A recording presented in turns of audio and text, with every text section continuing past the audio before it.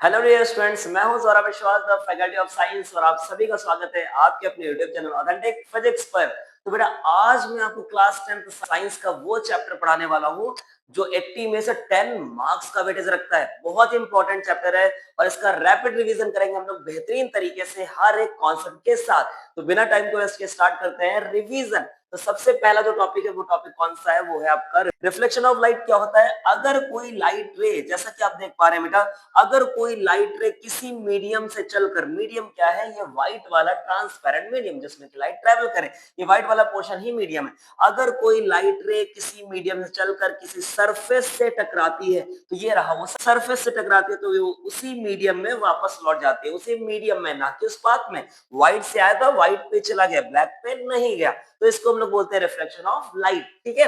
Bouncing back का मतलब होता है टकराकर वापस जाना।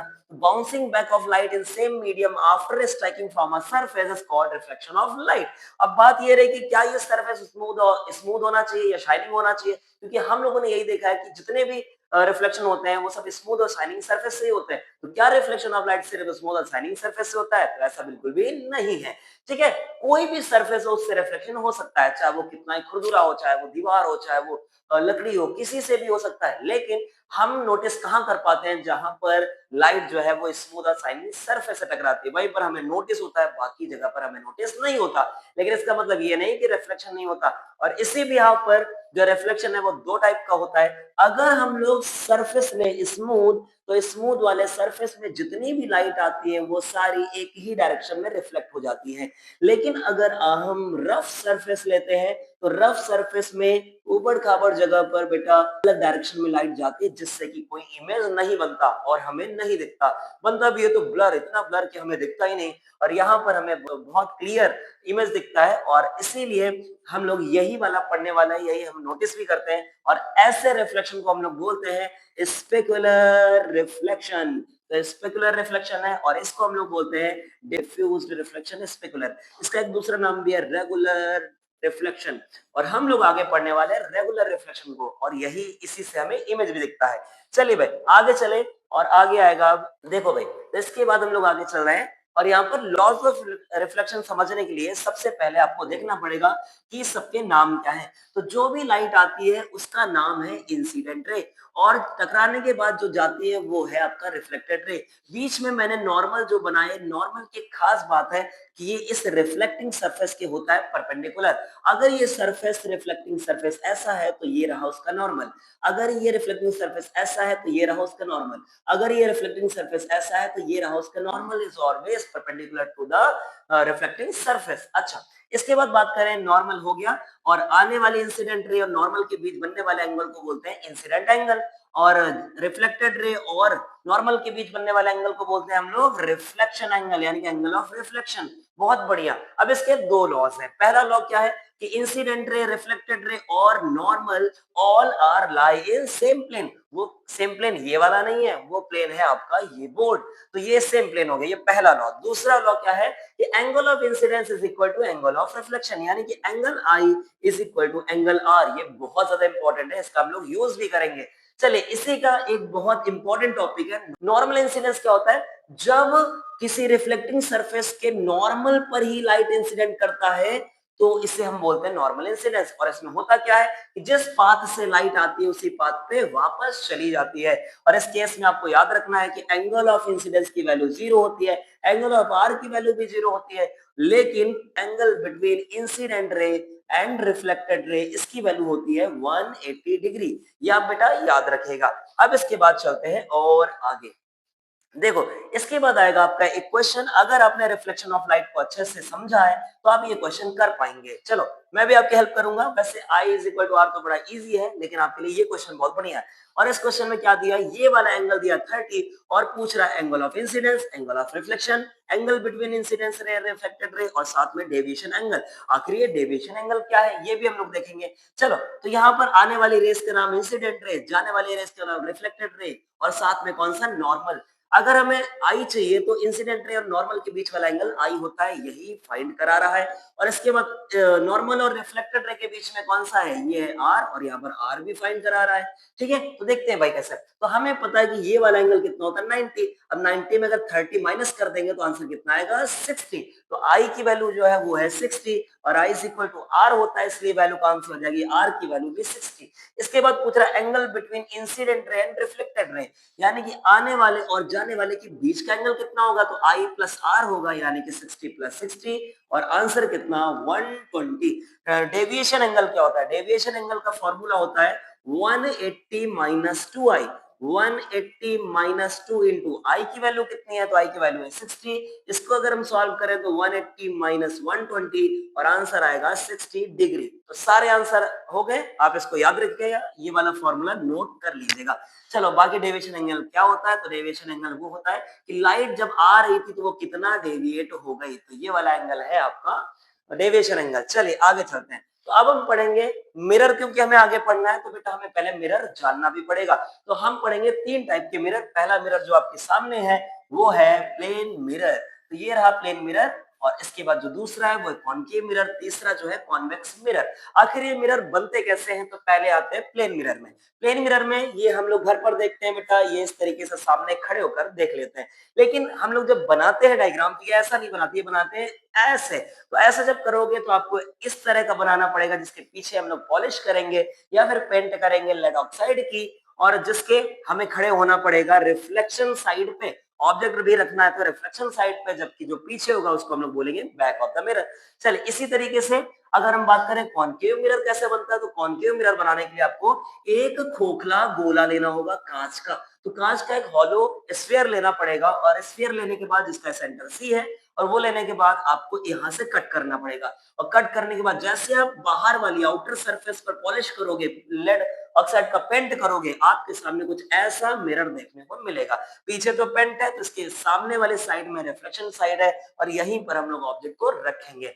आइए, अगर हमें कॉन्वेक्स मिरर बनाना है तो आपको फिर से वही स्फेरिकल क्या लेना पड़ेगा, हॉलोस्फीयर लेना पड़ेगा ग्लास का, और इसके इतने पोर्शन को कट करना पड़ेगा, और करने के बाद हम कर लेंगे इसको पॉलिश। और जैसे ही पॉलिश करेंगे ये बन जाएगा कुछ ऐसे। जैसे ये बन गया, इसका ये वाला साइड जो है रिफ्लेक्शन साइड है, और ऑब्जेक्ट भी हम यहीं पर रखेंगे। तो ये रहे तीनों मिरर। और आगे चले, अब हम लोग आगे और मिरर में बनाने हैं। अब इनमें बेटा कुछ डेफिनेशन है वो हमें पढ़ने पड़ेंगे, ताकि आगे हमें दिक्कत ना हो। चलो भाई देखो, तो सबसे पहला अगर हम बात करें, हाँ सबसे पहला अगर हम लोग बात करें, सबसे पहली जो डेफिनेशन है वो किसकी है, वो है पोल की। आखिर पोल ऑफ द मिरर किसे कहते हैं, तो ये पी है। मैं बेटा बता दे रहा हूँ पोल क्या है, the middle point of the mirror. जैसे मिरर आपका ये है, इसका मिडिल पॉइंट जो है that is called pole.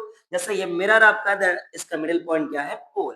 Confirm. इसके बाद सेंटर ऑफ कर्वेचर को सी बोलते हैं। जिस अब तो ये गोला रहा नहीं, तो अब ये सिर्फ कर्व ही रहा, तो ये कर्व या ये मिरर जिस गोले का कटा हुआ भाग था उसका सेंटर ही होगा सेंटर ऑफ कर्वेचर।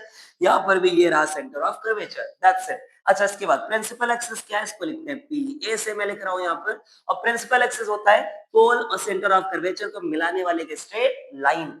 पोल और सेंटर ऑफ कर्वेचर को मिलाने वाले के स्ट्रेट लाइन, इस बात को याद रखिएगा। चलिए रेडियस ऑफ कर्वेचर क्या, तो रेडियस सबको पता है, सेंटर से लेकर पोल तक का distance that is called radius of curvature. Centre से लेकर पोल तक का रेडियस ऑफ कर्वेचर, कंफर्म। इसके बाद प्रिंसिपल फोकस क्या है, तो इसके बारे में आपको ध्यान से रखना पड़ेगा। चलो बेटा इधर देखो, तो प्रिंसिपल फोकस क्या होती है, अगर आपके पास यहाँ पर कॉनकेव मिरर है, तो ये मैंने बना दिया पोल, ये मैंने बना दिया क्या, सेंटर ऑफ कर्वेचर। तो कुछ रूल्स होते हैं, अगर दो rays parallel to the principal axis हो, या कई सारी rays parallel to the principal axis हो, बेटा ये प्रिंसिपल एक्सिस है, प्रिंसिपल एक्सिस हो, तो ये रिफ्लेक्शन के बाद जहां पर भी कट करेगा that point is called focus. और ये फोकस की मेन बात ये है कि ये सी और पी के एकदम बीच में होता है। जैसे यहाँ पर पी और सी है, तो इसके जस्ट बीच में होगा फोकस। ये पी और सी इसके जस्ट बीच में होगा फोकस, कि अगर ये 10 सेंटीमीटर है तो 5 सेंटीमीटर पर होगा फोकस। तो फोकस के बारे में ये बात याद रखनी है। फोकल लेंथ किसे कहते हैं, फोकस को कैपिटल एफ से लिखते हैं और फोकल लेंथ को स्मॉल एफ से। तो फोकस की पोल से जो डिस्टेंस होगी that is called focal length. Focus की जो पोल से डिस्टेंस होगी that is called focal length. पता नहीं कहां चला गया, बाकी आप लोग स्क्रीनशॉट ले लीजिएगा। चलो इसको बैक करके कर लीजिएगा। चलिए अब चलें थोड़ा सा आगे। आगे आएगा ऑब्जेक्ट एंड इमेज, क्योंकि हम ऑब्जेक्ट रखेंगे और इमेज बनाएंगे तो इसके लिए हमें ऑब्जेक्ट और इमेज के बारे में पूरी जानकारी होनी चाहिए। अच्छा, इसको समझने के लिए आपको बहुत अच्छा समझना पड़ेगा कि जो ऑब्जेक्ट होते हैं, ऑब्जेक्ट देखने के लिए आपको देखना है इंसिडेंट रे, आपको देखना है इंसिडेंट रे। और अगर आपको इमेज देखना है तो इमेज के लिए जिम्मेदार होते हैं, तो इमेज के लिए जिम्मेदार होते हैं या तो रिफ्लेक्टेड रे, अगर रिफ्लेक्शन हो रहा है तो, या फिर रिफ्रैक्टेड रे, अगर रिफ्रैक्शन हो रहा है तो। रिफ्रैक्टेड रे, तो हम लोग पढ़ रहे हैं रिफ्लेक्टेड रे, रिफ्लेक्शन, तो रिफ्लेक्टेड रे के बारे में देखेंगे, ठीक है ना। अब देखो, अगर ये जो मैं रेज बना रहा हूं ये इंसिडेंट रेज है, अगर इंसिडेंट रेज इस तरीके से डाइवर्जेंट हुई तो ये जहां से भी निकल रही है that is called real object, तो ये जो पॉइंट है ये रियल ऑब्जेक्ट है। अच्छा, अगर मान लो यही रेज इस तरीके से, ये आने वाली रेज है इंसिडेंट रेज, और अगर ये कहीं पर मर्ज हो रही है, कहीं पर मिल रही है, तो ये वाला जो ऑब्जेक्ट है that is called virtual object, और ये हम लोग को अभी पढ़ना नहीं है, हम लोग को सिर्फ यही पढ़ना है, डोंट वरी। चलो भाई, इसके बाद इमेज देख लें। तो इमेज बेटा ये जो बना है ये रिफ्रैक्शन के लिए बना है, लेकिन आप याद रखें कि अगर टकराने के बाद या रिफ्लेक्शन के बाद, मान लो ये अगर रिफ्लेक्शन के बाद लाइट अपने आप मिल रही हो एक जगह पर, अगर मिल रही हो तो जो इमेज बनेगा वो कैसा होता है, रियल, अपने आप मिल रही हो, कौन सी रे, रिफ्लेक्टेड रे या फिर रिफ्रैक्टेड रे, तो हम बोलते हैं उसको रियल इमेज। और अगर वो नहीं मिल रही है, जैसे वो हो जा रही इस तरीके से, इस तरीके से चली जा रही है, तो बेटा वो कहाँ मिलेगी, तो हम लोग उसको बढ़ाएंगे पीछे, और जैसे पीछे बढ़ाओगे तो आपको दिखेगा, जैसे भी रिफ्लेक्शन के बाद मान लो यहां से ये हो गया रिफ्लेक्शन, सपोज दैट रिफ्लेक्शन कुछ ऐसा हुआ, ये मैंने एरो थोड़ा गलत बना दिया है, या चलो रिफ्लेक्शन, हाँ ऐसे लाइट आई, ऐसे लाइट आई और जाने के बाद ऐसे रिफ्लेक्शन हो गया, तो ये देखो ऐसे जा रही रेज, कभी मिलेगी नहीं, रिफ्लेक्टेड रेज होनी चाहिए, तो ये रिफ्लेक्टेड रेज मिलेगी नहीं, तो उसको बढ़ाएंगे पीछे, और पीछे बढ़ाने पर ये कहाँ काट रहा है, तो ये क्या हो जाएगा, वर्चुअल इमेज।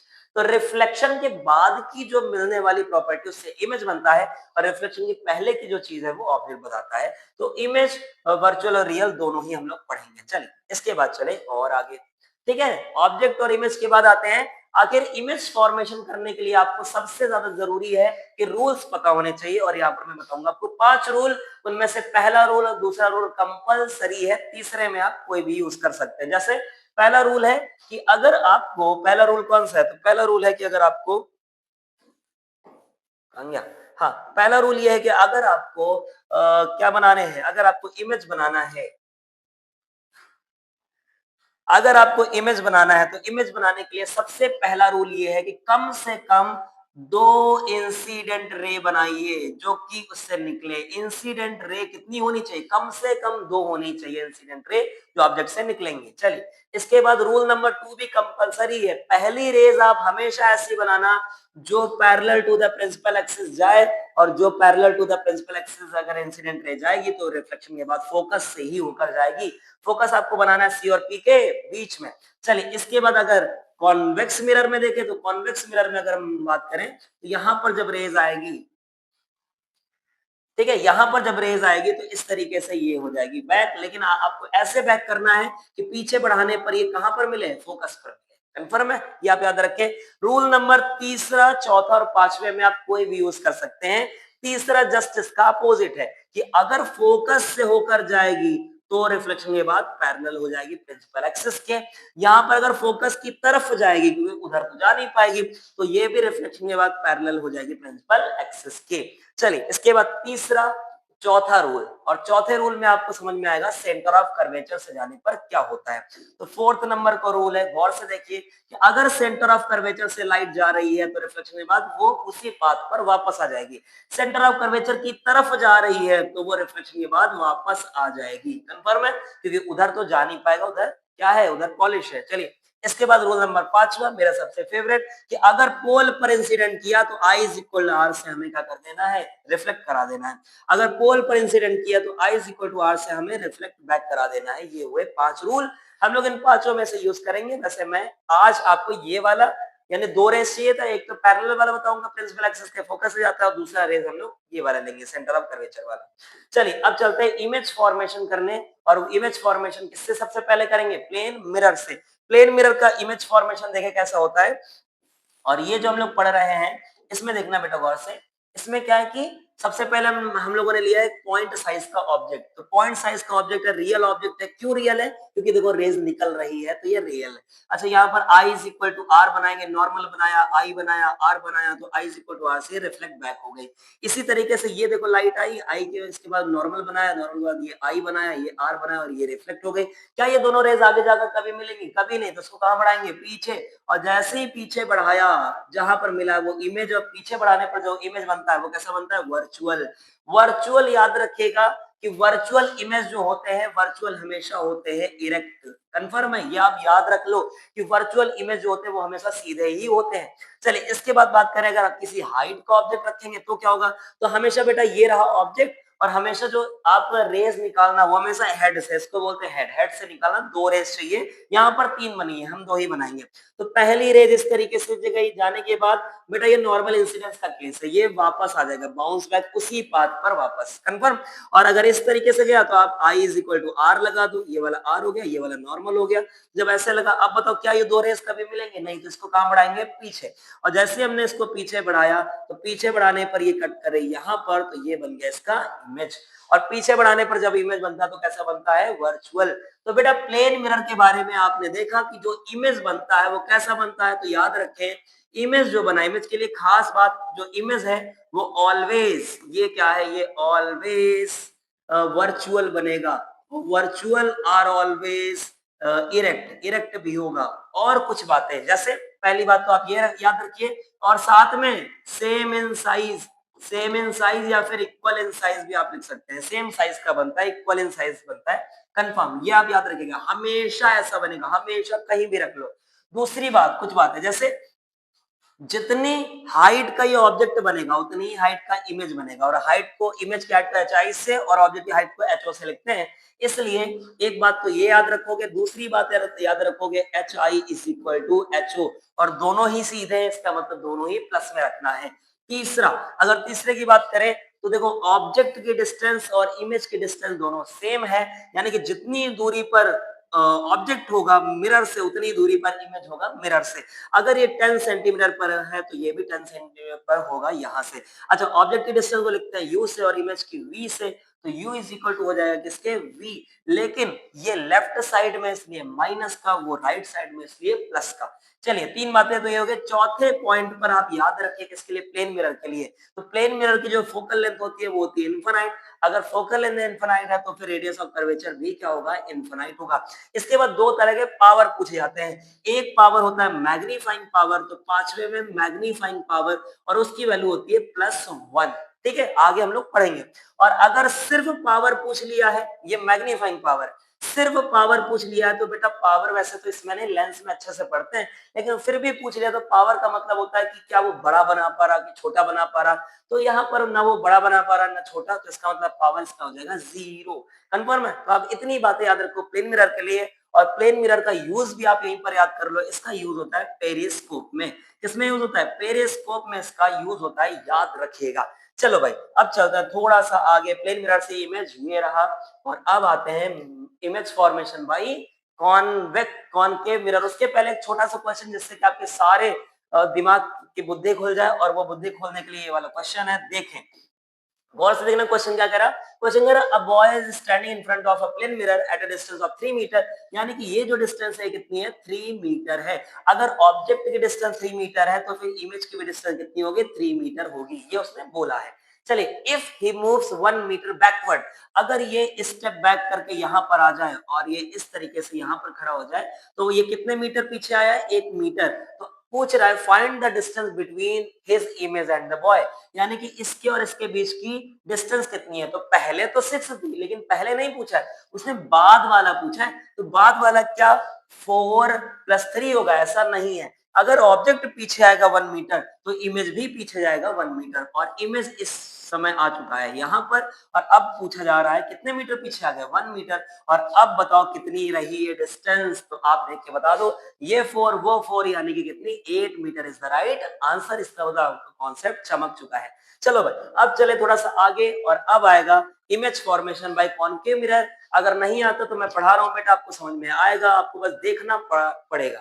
चलिए, बाकी रूल्स मैं बता चुका हूँ, हमें 2 रेज़ लेनी है। चलो, मेरी बातों को सुनते रहना, बड़ा इंपॉर्टेंट है। चलिए, इसके बाद कितने केसेस है? 6 केसेस होते हैं। पहला ये वाला हो गया, दूसरा ये वाला हो गया, तीसरा, इसके बाद ये वाला 4th नंबर, ये 5 नंबर और ये 6 नंबर। बोले सर ये है क्या? हम अलग-अलग जगह पर ऑब्जेक्ट रखेंगे और उसके हिसाब से अलग-अलग जगह पर हमें इमेज मिलेंगे, नेचर में उनका हम लोगों को देखना है। इसके लिए हमें एक डायग्राम बना के देखना होता है सबसे पहले। ये रहा कॉनकेव मिरर, ये मैंने बना दिया पोल, ये बना दिया सी, ये बना दिया एफ बीच में, और यहाँ पर हमने बना दिया इन्फिनाइट। देखो 6 कैसे रखते हैं। तो पहले ऑब्जेक्ट रखेंगे इन्फिनाइट पर, फिर रखेंगे इन्फिनाइट और सी के बीच में, जिसको हम लोग बोलते हैं बियॉन्ड द सी। इसके बाद कहां पर रखेंगे? सी पर, फिर रखेंगे सी और एफ के बीच में, फिर रखेंगे एफ पर, फिर रखेंगे एफ और पी में। आप गैस कर लो कितने हैं? आप काउंट करो। 6 सिचुएशन है जिसके अकॉर्डिंग इमेज की डिस्टेंस अलग-अलग बनेगी और नेचर भी अलग-अलग बनेगा। चलो भाई देखते हैं। तो सबसे पहले इन्फिनाइट पर देखो, इन्फिनाइट पर कभी भी ऑब्जेक्ट को रखते नहीं है, हमेशा वहां से रेज आती है। तो रेज अगर पैरेलल आ रही है एक दूसरे के, अगर 2 रेज पैरेलल आ रही है तो इसका मतलब है वो कहां से आ रही होंगी? इन्फिनाइट से आ रही होंगी। और हम लोगों ने चालाकी से ये भी किया है कि हमें रूल पता है कि अगर हम लोग इसको प्रिंसिपल एक्सिस के भी पैरेलल कर दें तो एक रूल है हमारे पास कि अगर parallel to the principal axis ray अगर आएगी तो वो हमेशा कहां से जाती है? फोकस से। तो वो कहां से जाती है? फोकस से। तो इस तरह से इमेज कहां पर बनेगा? फोकस पर। लिखा भी है फोकस पर बनेगा। और बेटा ये इमेज जो बनता है वो बनता है रियल, और रियल हमेशा होते हैं उल्टे यानी कि इन्वर्टेड। और आप देख पा रहे हो कि इमेज बहुत छोटा है, इसका मतलब हाईली डिमिनिश्ड। ठीक है, चलिए आगे चलते हैं बियॉन्ड से। इसके बाद दूसरा, अगर इन्फिनाइट यहाँ पर है तो हम लोग रख रहे हैं इन्फिनाइट और सी के बीच में, यानी कि बियॉन्ड द सी इसको बोलते हैं। ये ऑब्जेक्ट रखा हुआ है, यहाँ पर हम लोग ऑब्जेक्ट को रख सकते हैं। ना ऑब्जेक्ट को इन्फिनाइट पर रख सकते हैं, ना इमेज को इन्फिनाइट पर बना सकते हैं। कंफर्म है? तो ये बोले इस तरीके से इन्फिनाइट और सी के बीच में रखा है। हमेशा बेटा हेड से रेज निकालिए, 2 रेज ही काफी है इमेज बनाने के लिए। तो एक रेज हमेशा parallel to the principal axis कहां से होकर जाएगी? फोकस से। अच्छा, दूसरी सी से जैसी जाएगी तो उसी पाथ पर आ जाएगी वापस। कंफर्म है? तो जैसे ऐसे जा रही थी जैसे वापस आ गई। बताओ क्या है सच में कहीं पर काट रही? जहां काट रही वही इमेज बनेगा। कहां पर काटेंगे? Between C and F. तो लिखा होगा बिटवीन सी एंड एफ। और रियल बनेगा, इन्वर्टेड बनेगा, और कैसा बनेगा? ऑब्जेक्ट से छोटा, डिमिनिश्ड। इसके बाद चलते हैं तीसरे में, और तीसरे में आएगा कि अगर हम सी पर रख दें तो बड़ा इंपॉर्टेंट है, बड़ा ही इंपॉर्टेंट है बेटा ये। ठीक है, अगर हम सी पर रख दें तो कैसे होगा?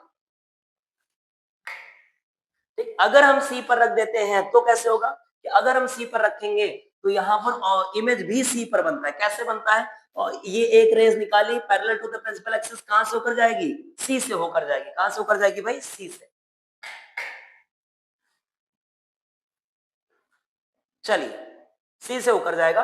और दूसरी रेज अगर सी से गई है, ये सी तो है ही नहीं, ना ना ना ना, ये गलत है। ये सी नहीं है भाई, ये तो एफ है। ऑब्जेक्ट रखा था हम लोगों ने सी पर, तो ऑब्जेक्ट तो सी पर है, ये है सी, ये एफ है बीच में। अगर parallel to the principal axis होगी तो कहां से होकर जाएगा? फोकस से। और अगर फोकस से होकर जाएगी तो कैसे हो जाएगा? Parallel to the principal axis.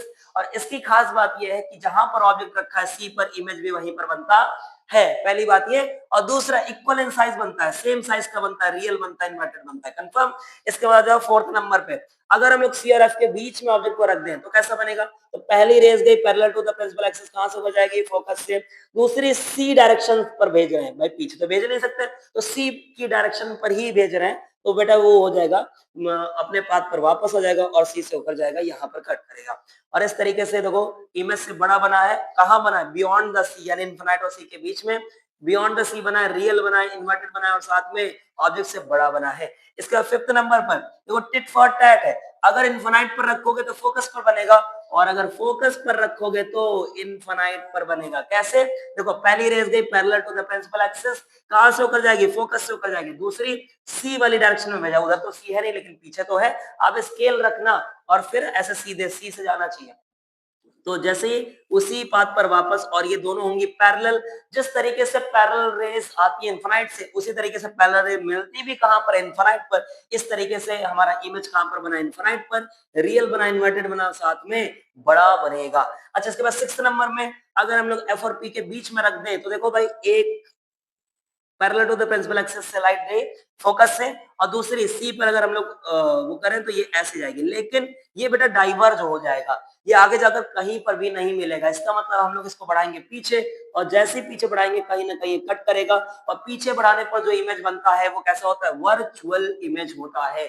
Virtual बना है, बिहाइंड द मिरर बना है, यानी कि back side of the mirror, और कैसा वर्चुअल हमेशा इरेक्ट होते हैं और ये बड़ा बनेगा ऑब्जेक्ट से, इसको याद रखना है। प्लेन, ये इसको याद रखना है, प्लेन मिरर से कैसे बना था, वर्चुअल इरेक्ट और सेम इन साइज, और यहाँ पर कैसा बना है, वर्चुअल इरेक्ट और मैग्नीफाइड, बड़ा इमेज बना है। चलिए अब चलते हैं आगे। तो अब पढ़ेंगे image formation by convex mirror, और इसमें 6 सिचुएशन नहीं होते, इसमें कितनी होती है, 2 सिचुएशन होती हैं। गौर से देखना बेटा, अगर इन्फिनाइट पर रखेंगे तो इन्फिनाइट पर ऑब्जेक्ट को रखते नहीं है, ये 2 रेज दिखा दो बस ऐसे करके, अगर ये रही 2 रेज, अगर ये 2 रेज पैरेलल है एक दूसरे के, इसका मतलब है कहां से आ रही है, इन्फिनाइट से आ रही है। तो यहाँ पर ऑब्जेक्ट कहाँ रखा है, यहाँ पर ऑब्जेक्ट रखा है इन्फिनाइट पर। 2 ही कंडीशन है, पहली कंडीशन ये रही। चलो देखो भाई, अच्छा इसके बाद लाइट अगर ऐसे गई है तो ये उधर नहीं जाती है फोकस से, क्योंकि उधर तो पॉलिश है, उधर तो पेंट है, और उधर नहीं जा पाएगी। लेकिन आपको ऐसे इसको इधर की तरफ लाना है कि पीछे बढ़ाने पर कहां से होकर जाए, फोकस से। इसको ऐसे बाउंस बैक करना है कि बढ़ाने पर कहां जाए, फोकस से। और इस तरीके से इमेज कहां पर बना है, फोकस पर बना है बेटा। तो इमेज बना है एट एफ, ठीक है ना। और कैसा बनेगा, ये बनेगा इरेक्ट, और इरेक्ट हमेशा कैसे होते हैं, वर्चुअल, ये आप याद रखना। चलिए इसके बाद इसको देखें, अगर हम लोग इन्फिनाइट को छोड़कर और कहीं भी रख दें तो लाइट देखो, ये ऑब्जेक्ट है, ऑब्जेक्ट के हेड से रेज निकल रही है, और ये मैंने भेजा किसकी तरफ, सेंटर ऑफ कर्वेचर की तरफ भेजा है, लेकिन जाएगी नहीं। जिस पाथ पर जाएगी उसी पाथ से वापस, ये आपको याद है, अच्छा उस तरफ नहीं जाएगी, ये वापस हो जाएगी, बाउंस बैक हो जाएगी। चलिए इसके बाद एक rays parallel to the principal axis है, देखो पैरेलल है, तो ये रिफ्लेक्शन के बाद कहां जाएगी, फोकस इधर, इधर नहीं जाएगी, क्योंकि इधर क्या है, इधर तो बेटा पॉलिश है, इधर तो क्या है, इधर पेंट है, तो उधर नहीं जाएगा। लेकिन इस ये हो जाएगी बाउंस बैक, लेकिन ऐसे बाउंस बैक करिएगा कि वो पीछे बढ़ाने पर सीधी लाइन से कहां पर मिले, फोकस पर ही मिले, इस बात को ध्यान रखना है। अच्छा इसको भी, अब हम आगे तो ये कभी मिलेंगे नहीं, तो इसको बढ़ाएंगे पीछे, तो दोनों को पीछे बढ़ाने पर जहां पर ये कट करेगा वहीं बनेगा इमेज, और ये बनेगा वर्चुअल इमेज, क्योंकि सीधा बना है, तो बेटा पीछे बढ़ाने पर बना है तो वर्चुअल है, तो यहाँ पर भी बना वर्चुअल इमेज, और वर्चुअल इमेज बनेगा। वर्चुअल के साथ साथ वर्चुअल आर ऑलवेज इरेक्ट, और यहाँ पर आपको दिखाई दे रहा होगा डिमिनिश्ड, यानी कि छोटा बना है, डिमिनिश साइज का। ठीक है, तो तीनों का याद रखना भैया, कि अगर अगर प्लेन मिरर है, अगर प्लेन मिरर है तो कैसा होगा, अगर मान लो कॉनकेव मिरर है तो कैसा होगा, और अगर मान लो कॉन्वेक्स मिरर है तो कैसा होगा। प्लेन में भी कैसा बनता है, वर्चुअल और इरेक्ट, कॉनकेव में भी बनता है वर्चुअल एंड इरेक्ट, और कॉन्वेक्स में भी बनता है वर्चुअल इरेक्ट। तो इनमें से कंपैरिजन कैसे कर पाओगे, अगर वर्चुअल इरेक्ट के साथ साथ इक्वल इन साइज है, साइज में इक्वल है, तो वो प्लेन मिरर से बनेगा। और अगर बड़ा है साइज में, यानी कि मैग्नीफाइड है, मैग्नीफाइड अगर है तो वो किससे बना होगा, वो बना होगा कॉनकेव मिरर से। और अगर बेटा डिमिनिश्ड है, यानी कि छोटा बना है, तो फिर किससे बना होगा, तो 100% है वो बना होगा कॉन्वेक्स से। ये रहे इमेज फॉर्मेशन, आप गौर से देख लीजिए। और बाकी रियल इमेज सिर्फ और सिर्फ किससे बनता है, कॉनकेव मिरर से। अच्छा अब चलते हैं आगे। तो आगे बेटा यूज ऑफ कॉन्वेक्स और कॉनकेव मिरर है, तो जल्दी से देखो। आप बताओ कॉनकेव मिरर का यूज हम लोग किसमें करते हैं, सेविंग में, दाढ़ी बनाने में भाई, या फिर जो अभी ब्यूटी पार्लर वगैरह में जो यूज होता है, तो कौन सा सेविंग मिरर है। इसके बाद सर्च लाइट में, टॉर्च में, हेडलाइट में, तीसरे में सोलर फर्नेस है, सोलर कुकर। सोलर कुकर में वैसे प्लेन मिरर का भी यूज होता है, लेकिन यहाँ पर most of the concave mirror he use होता है। चलिए इसके बाद headlights of the vehicle, vehicle में जो हेडलाइट लगा होता है, हेडलाइट बेटा वो सामने एकदम पैरेलल बीम करने के लिए जो हेडलाइट लगा होता है, तो हेडलाइट में वो वाला नहीं, ट्रांसपेरेंट वाला, पीछे देखना एक चमकीली पन्नी होगी वो वाला, वो होता है आपको कौन, केव मिरर। इसके बाद डेंटिस्ट लोग या फिर ईएनटी स्पेशलिस्ट, जो टूथपेस्ट का आपने ऐड देखा होगा कि वो ऐसे आ करके उसमें वो डंडी लगा के उसमें मिरर लगा होता है, तो वो मिरर जो होता है वो कॉनकेव मिरर होता है। चलिए इसके बाद यूज ऑफ कॉन्वेक्स मिरर देखें, तो रियर व्यू मिरर इन व्हीकल, यानी कि पीछे देखने के लिए जो मिरर लगे होते हैं वो कौन से होते हैं, कॉन्वेक्स मिरर। स्ट्रीट लाइट्स में कॉन्वेक्स मिरर, और अगर आप अब एटीएम में जाना दोबारा तो वहां पर देखने चमकीला चमकीला बना होता है, वो बाहर ऐसे करके, वो कॉन्वेक्स मिरर होता है। अगर कोई पीछे से आता है तो वो हमें दिखता है, यार वो देखो कोई आ रहा है, ठीक है, तो वो कॉन्वेक्स मिरर ही होता है। तो ये हो गए इसके यूज। और इसके बाद हम लोग पढ़ने वाले हैं बेटा न्यूमेरिकल्स, बड़ा इंपॉर्टेंट है न्यूमेरिकल्स। न्यूमेरिकल जितने भी मिरर के न्यूमेरिकल होंगे वो इतने सही हो जाएगा, बहुत ध्यान से देखना है। इसके लिए आपको 3 फॉर्मूले याद होने चाहिए। पहला जो आपके सामने फॉर्मूला है वो फॉर्मूला कौन सा, F is equal to R by two, जहां पर F क्या है, फोकल लेंथ ऑफ लेंस, और R है रेडियस ऑफ कर्वेचर। ठीक है, इसके बाद दूसरा फॉर्मूला पता होना चाहिए, मिरर फॉर्मूला। ये होता है 1/f is equal to 1/v plus 1/u, ये सबको पता है। जहां पर F क्या है, फोकल लेंथ, और V क्या है, डिस्टेंस ऑफ इमेज, जिसको पोजीशन ऑफ इमेज भी बोलते हैं। अच्छा, डिस्टेंस को पोजीशन बोल सकते हैं। इसके बाद बात करें, U क्या है, U है डिस्टेंस ऑफ ऑब्जेक्ट। याद रखना, अगर आपको सिंबल नहीं पता होगा तो फॉर्मूले में रख नहीं पाओगे वैल्यू। इसके बाद M क्या होता है, लीनियर अच्छा, ये दूसरा फॉर्मूला। तीसरा फॉर्मूला आपको याद होना चाहिए लीनियर मैग्निफिकेशन का, और इसका फॉर्मूला होता है M is equal to H I upon H O. आप ये भी लगा सकते हो, या फिर एच आई और एच ओ क्या है, तो एच आई है हाइट ऑफ द इमेज, आई से इमेज है, और एच ओ का मतलब हाइट ऑफ द ऑब्जेक्ट। अच्छा, हाइट को साइज भी बोल देते हैं, साइज भी बोल देते हैं, टॉल वर्ड यूज होगा, टॉल वर्ड, वो किसके लिए, एच आई या एच ओ के लिए यूज होगा।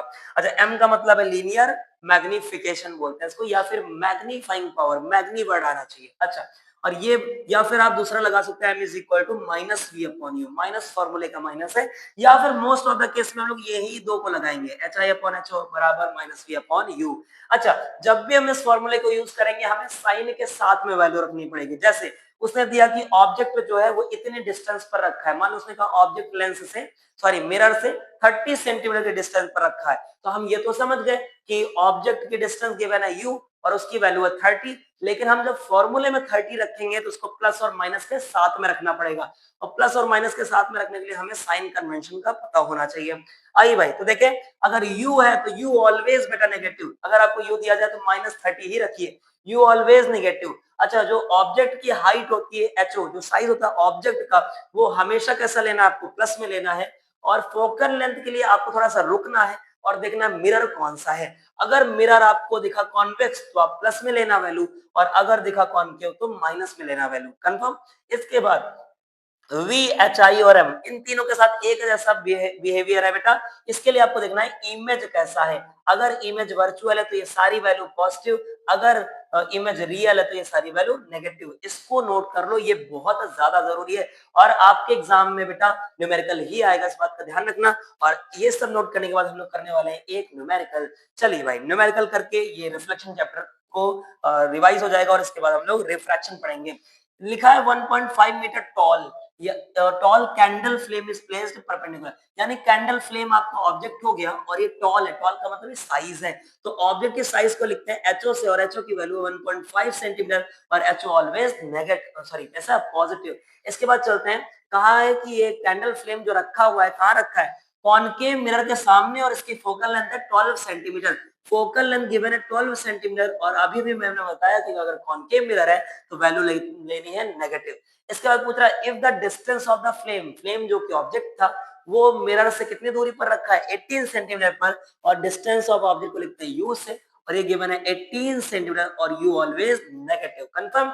अब क्या पूछ रहा है, यूज मिरर फॉर्मूला, बिल्कुल मिरर फॉर्मूला यूज करेंगे, और कह रहा है पोजीशन बताइए इमेज की, पोजीशन का मतलब v बताइए इमेज की, और साइज ऑफ द इमेज का मतलब है एच आई बताइए। ये दोनों चीज हमें फाइंड करनी है। सबसे पहले f गिवन है, u गिवन है, v फाइंड कर लेते हैं। चलिए भाई, 1/f is equal to 1/v plus 1/, ये होता है मिरर फॉर्मूला। हमें चाहिए v is equal to 1/f minus 1/u।